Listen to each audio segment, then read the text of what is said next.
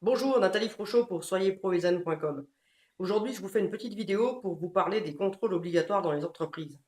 Je voulais savoir si vous pensiez à faire passer un électricien tous les ans pour vérifier votre installation ou un contrôleur.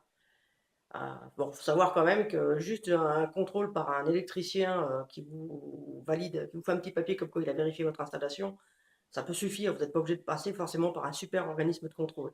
Mais bon, ça ne coûte pas une fortune et il faut le faire tous les ans. C'est obligatoire à partir du moment où vous recevez des clients. Même si vous bossez tout seul dans un magasin, à partir du moment où vous avez des clients qui rentrent chez vous tous les jours, que vous êtes ouvert, eh ben, vous êtes considéré comme un établissement recevant du public. Vous êtes obligé de faire votre contrôle électrique. Donc si en plus vous avez des salariés, si vous avez un atelier, si vous avez des machines, là, la directe, elle passe, elle vous demande le contrôle, vous ne l'avez pas, bon, c'est direct l'amende. Un autre problème, votre assureur, parce que les installations électriques, c'est des sources de départ de feu. Si le feu vient à se déclencher, le premier truc qu'il va vous demander, votre assureur, c'est est-ce que vous avez fait le contrôle annuel? Vous n'avez pas fait le contrôle annuel, j'ai un gros doute sur le fait qu'il veuille vous payer. Pour payer les travaux, pour payer votre stock qui a brûlé, pour payer la remise en état du bâtiment. Si en plus vous êtes locataire, il va falloir remettre en état le propriétaire, il ne va pas vouloir récupérer un bâtiment pourri, hein. Votre responsabilité, elle peut être engagée en tant que dirigeant, en tant que patron.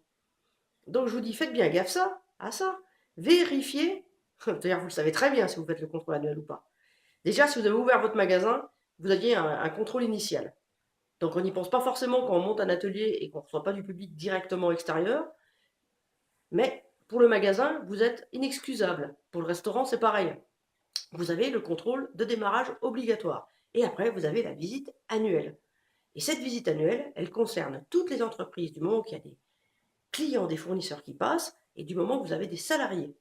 Et l'un n'empêche pas l'autre. C'est-à-dire que si vous avez juste un atelier ou vous avez un bureau, vous avez vos clients qui viennent vous voir au bureau. Vous êtes thérapeute, vous êtes médecin, vous êtes votre vous recevez du monde de l'extérieur, vous recevez des gens, vous avez une responsabilité par rapport à leur sécurité, vous êtes obligé de faire le contrôle tous les ans. Voilà.